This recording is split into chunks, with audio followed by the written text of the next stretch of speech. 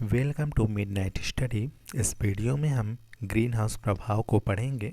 ठीक है, green house प्रभाव से संबंधित समान अवधारणा को पढ़ेंगे, ग्रीन हाउस गैसेस पढ़ेंगे, जलवायु परिवर्तन एवं नकारात्मक प्रभाव पढ़ेंगे, ग्रीन हाउस प्रभाव हेतु सम्मेलन क्योटो प्रोटोकॉल को पढ़ेंगे। तो हमारा टॉपिक है पर्यावरण समस्या एवं समाधान। इसके अंतर्गत हम ग्रीन हाउस प्रभाव को पढ़ेंगे। इस वीडियो में हम समान अवधारणा और ग्रीन हाउस गैसेस पढ़ेंगे। ग्रीन हाउस गैसेस में कुछ प्रमुख गैसेस हैं, कुछ अन्य गैसेस भी जिम्मेदार होते हैं, उनको हम पढ़ेंगे। उसके बाद दूसरी वीडियो में हम जलवायु परिवर्तन एवं नकारात्मक प्रभाव को पढ़ेंगे। उसके बाद ग्रीन हाउस प्रभाव हेतु सम्मेलन क्योटो प्रोटोकॉल को नेक्स्ट वीडियो में हम पढ़ेंगे। ठीक है, तो चलिए जानते हैं कि ग्रीन हाउस प्रभाव क्या होता है। ठीक है, समझते हैं हम।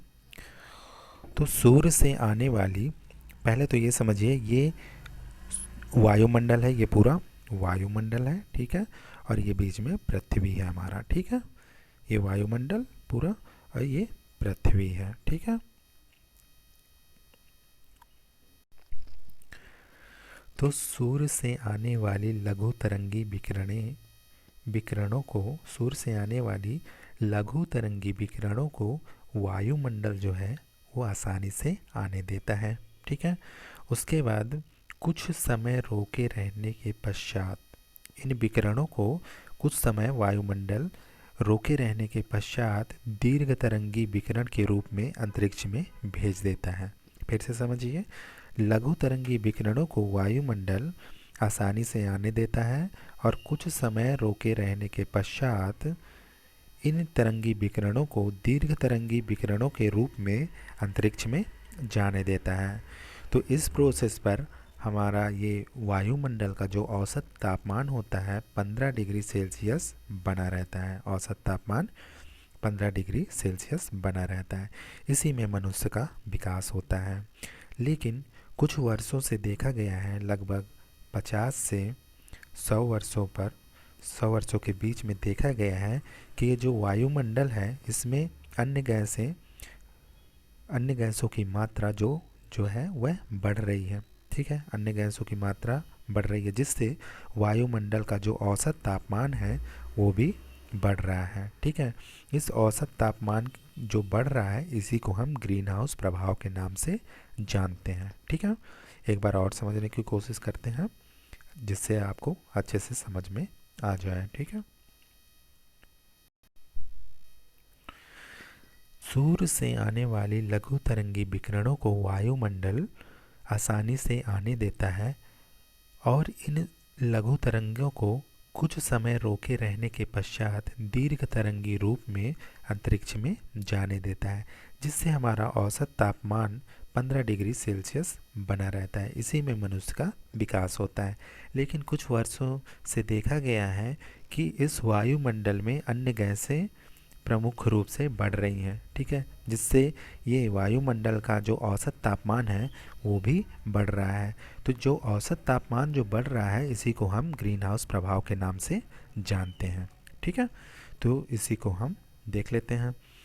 ग्रीन हाउस प्रभाव, पृथ्वी का वायुमंडल सूर्य से आने वाले लघु तरंगी विकिरणों को आसानी से आने देता है, जबकि लौटने वाली दीर्घ तरंगे विकिरणों को कुछ समय रोके रहने के पश्चात पुनः अंतरिक्ष में लौटा देता है। ठीक है, जिससे पृथ्वी के वायुमंडल का एक निश्चित तापमान लगभग 15 डिग्री सेल्सियस औसत रूप से बना रहता है। ठीक है, जो पृथ्वी का वायुमंडल है सूर्य से आने वाली लघु तरंगी विकिरणों को आसानी से आने देगा, जबकि लौटने वाली दीर्घ तरंगी विकिरणों को कुछ समय रोके रहने के पश्चात पुनः अंतरिक्ष में लौटा देता है, जिससे पृथ्वी का जो वायुमंडल है उसका 15 डिग्री सेल्सियस औसत रूप से तापमान बना रहता है। ठीक है,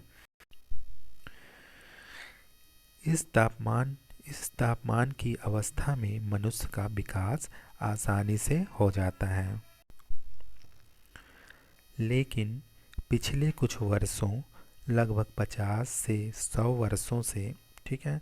वायुमंडल में कुछ गैसों की मात्रा लगातार बढ़ती चली जा रही है, जिससे पृथ्वी के वायुमंडल का औसत तापमान भी बढ़ता चला जा रहा है, ठीक है। तापमान के इसी बढ़ते हुए प्रभाव को ग्रीन हाउस प्रभाव के नाम से हम जानते हैं, ठीक है। नेक्स्ट है ग्रीन हाउस प्रभाव को, ग्रीन हाउस गैसेस जो हैं उसको हम पढ़ेंगे, ठीक है। इसमें कुछ प्रमुख गैसेस हैं, जैसे कार्बन डाइऑक्साइड है, मीथेन है, नाइट्रस ऑक्साइड है ना।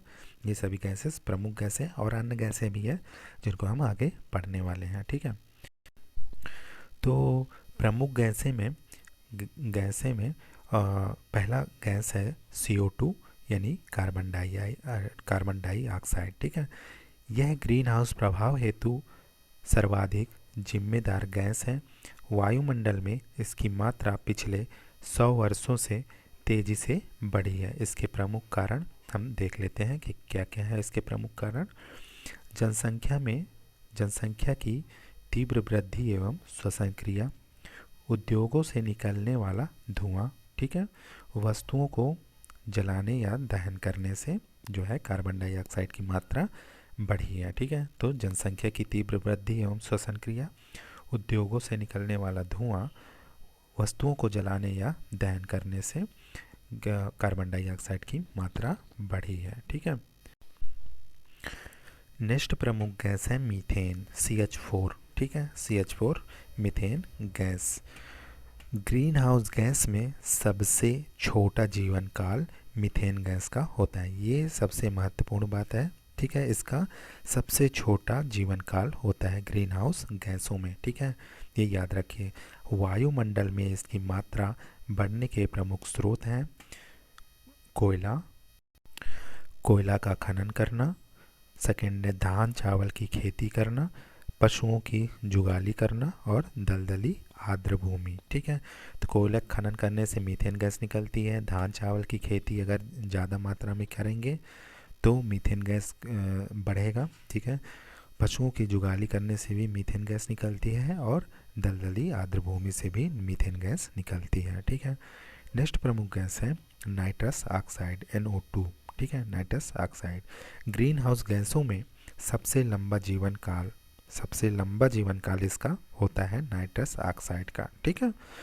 वायुमंडल में नाइट्रस ऑक्साइड की मात्रा बढ़ने के प्रमुख स्रोत हैं उद्योगों से निकलने वाला धुआं, मोटर वाहनों से निकलने वाला धुआं, ठीक है। तो नाइट्रस ऑक्साइड जो बढ़ने का मात्रा इसके स्रोत जो हैं वह उद्योगों से निकलने वाला धुआं और मोटर वाहनों से निकलने वाले धुआं के कारण नाइट्रस ऑक्साइड की मात्रा जो है वायुमंडल में बढ़ती है, ठीक है। नेक्स्ट है ओजोन गैस O3। यह वायुमंडल में प्राकृतिक रूप से पाई जाती है। वायुमंडल के तापमान को बढ़ावा देने में योगदान देती है, ठीक है। जल का वाष्प के रूप में बदलना जलवाष्प कहलाता है। वायुमंडल में सामान्यतः इसकी मात्रा का घटना या बढ़ना तापमान पर निर्भर करता है। अगर इसकी मात्रा ज़्यादा बढ़ेगी तो तापमान बढ़ेगा, इसकी मात्रा जो है कम होगी तो तापमान घटने वाला है, ठीक है, जलवाष्प की। तो किसी स्थान विशेष पर जलवाष्प की बढ़ती मात्रा तापमान के बढ़ने का सूचक होता है एवं जलवाष्प की घटती मात्रा तापमान के घटने का सूचक होता है। ज्वालामुखी क्रिया में सर्वाधिक मात्रा में निकलने वाली गैसें जलवाष्प ही होती हैं। तो ज्वालामुखी क्रिया जो होती है ना वोल्केनो, उसमें सर्वाधिक मात्रा में निकलने वाली गैसें जो है जलवाष्प ही होती हैं, ठीक है। नेक्स्ट है ग्रीन हाउस प्रभाव हेतु जिम्मेदार अन्य गैस। अब अन्य गैसों की हम चर्चा कर लेते हैं, ठीक है। तो पहला गैस है PFC, पर फ्लोरोकार्बन। सेकेंड है HCFC, हाइड्रोक्लोरोफ्लोरोकार्बन, ठीक है। फिर है SF6, सल्फर हेक्साफ्लोराइड। ये अंय गैसों के श्रेणी में आते हैं जो ग्रीन हाउस प्रभाव को ग्रीन हाउस गैसें हेतु ग्रीन हाउस के लिए प्रभावित करने वाले जिम्मेदार गैस हैं। ठीक है, ये तीनों PFC, CFC, SFC। ठीक है, वायुमंडल में इन गैसों की मात्रा औद्योगिकरण उद्योगों से निकलने वाले धुएं के कारण होती है। ठीक है, तो वायुमंडल में इन गैसों की मात्रा औद्योगिकरण उद्योग से निकलने वाले धुएं के कारण होती हैं।